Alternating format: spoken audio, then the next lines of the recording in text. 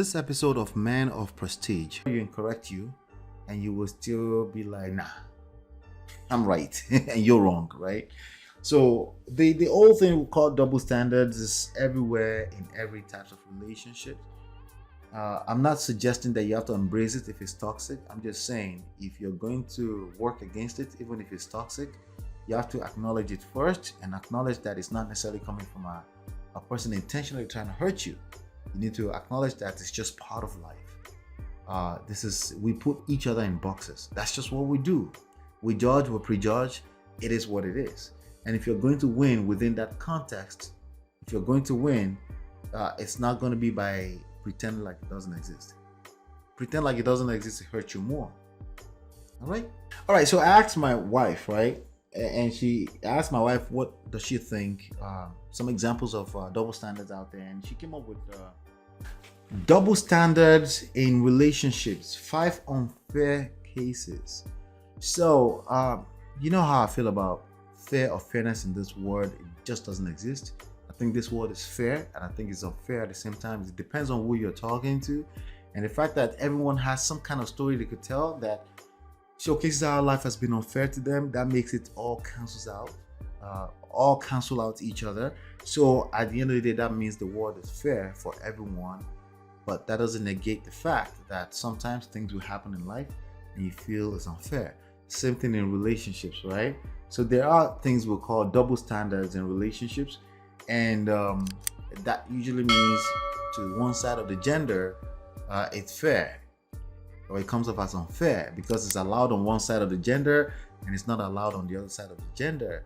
As a gentleman, you don't bitch and complain about that. You understand, you see for what it is, and you walk, and that becomes game for you, and you still win regardless of these things, right? Especially as a gentleman, because I'm talking to the gentleman in this. But the same thing can be applicable to a lady too.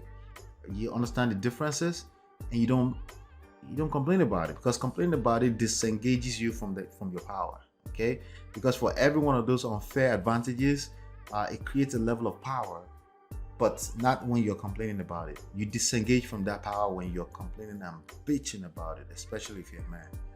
Okay, we need to be aware that double standards exist in the world when it comes to relationships, and we perpetuate them by buying into them.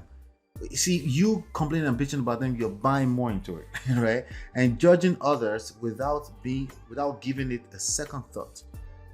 All right, so the first one, unfair case, that I'm going to bring up, you can call it example unfair case. I'm going to call them examples. Example number 5, body count versus lay count. Body count is basically how many people a woman has slept with, and a man's body count is called lay count, right? Meaning how many people you slept with as a man, right? Somehow in this world that we live in, it's okay for a man to sleep with as many women as possible.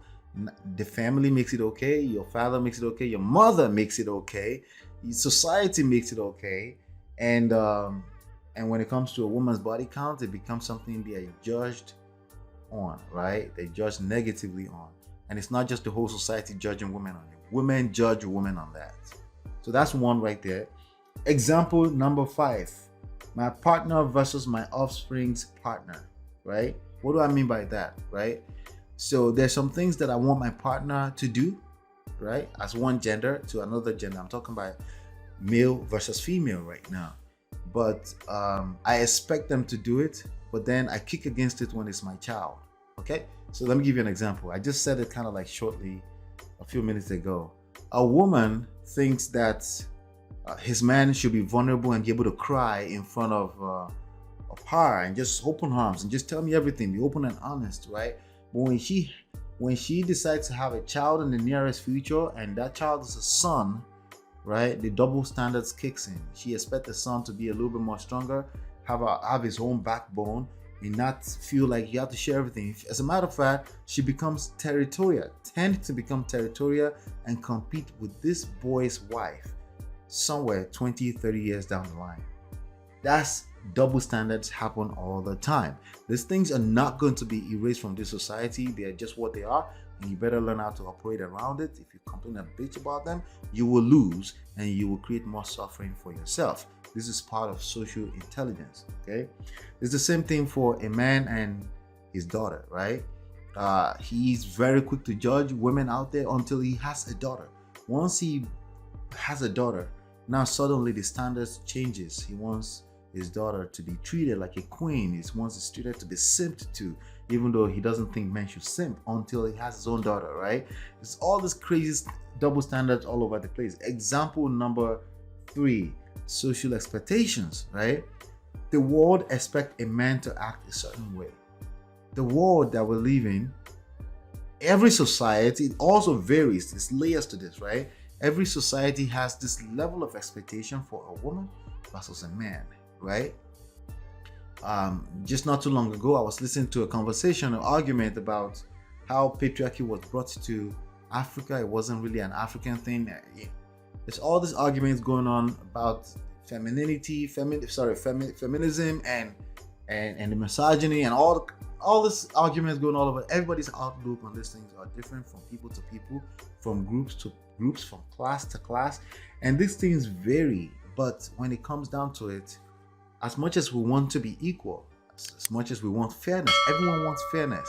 But the problem is that everyone's idea of fairness is off from the general public or another group of people, right? So as much as we do that, the only thing that tends to prevail is this right here: social expectations. Social expectations of one gender is different from social expectation of the other gender. The female gender is not expected to climb trees to milk palm kernel or palm wine, or to do any kind of hard job like construction or anything like that. The female gender is not expected to do that by an average human being. The male gender is expected to assume these positions. The equality thing is going to be a losing battle. The only way to be equal or create some kind of equality in your own personal life is to acknowledge these differences and work around it and create a winning situation for you as a person without stepping on other people's foot. Because again, like I said, some things may seem to one person as women is unfair to women, and to some other women, some women say that's what it is, that's what it's supposed to be, right? Especially if they are of certain age, they accept these things, but they realize why they were like that in the first place. So social expectation is a big part of this, right? Example number 2, experience influenced lens. What do I mean by this? The lens that you look at life with varies based on your experiences, right? If you've been hurt in the past by a man, suddenly you may start to feel like all men are scum. Same thing for you, gentlemen. If you've been hurt by a young lady in the past, or you can relate with a story where a man has been hurt, you may start to use languages like "this women," "this modern women." You start saying things like that. You're generalizing effectively. You may say, but I'm just generalizing, it's just a conversation. But these things have a way of translating to your personal relationships. It will hurt you, okay? Because even when a good woman comes in your presence, you will be disabled. You won't be able to identify one because you're human, you're a spirit, you're influenced. So that's what I mean by experience influenced lens.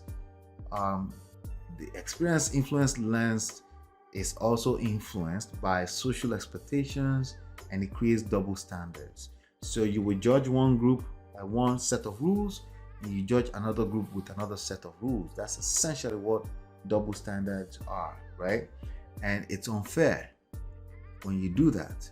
But at the end of the day, we've all been a victim of it, or we will all be a victim of that. So it becomes fair effectively. It is what it is. Example number 1. Parenting based praise. Okay, parenting based praise. All right, the way you were raised,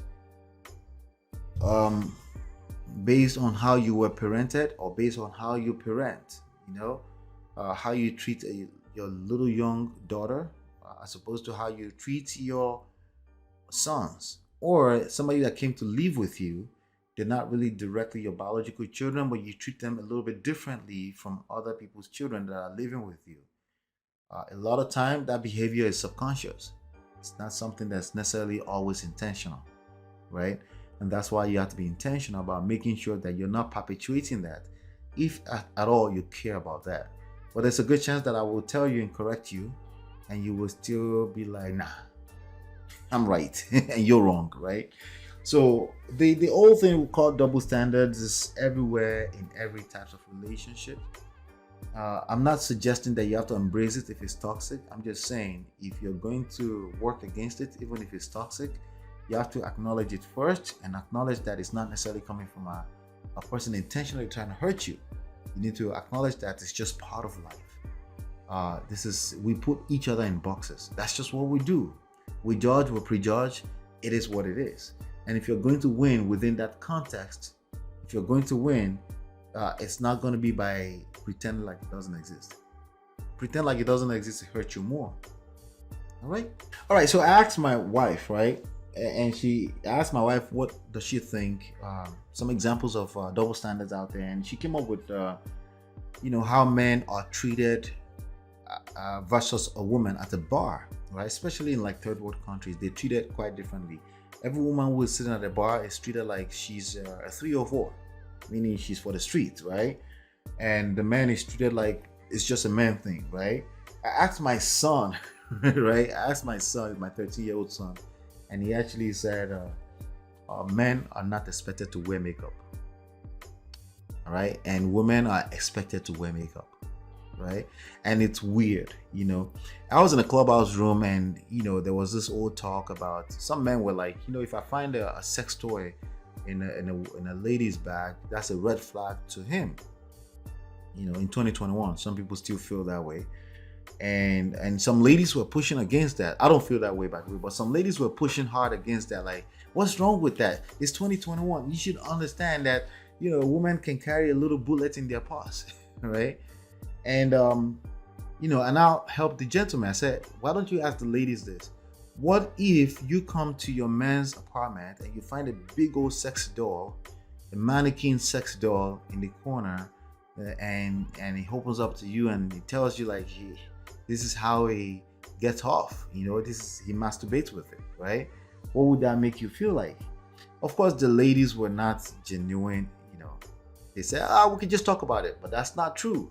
That's not gonna be the first reaction of an average woman. And I'm curious, if you're a woman and you happen to stumble into this video, what would you do if that was you? Again, another example of some of the double standards that are out there that we probably won't admit to, but they are real, and this is just a real part of life.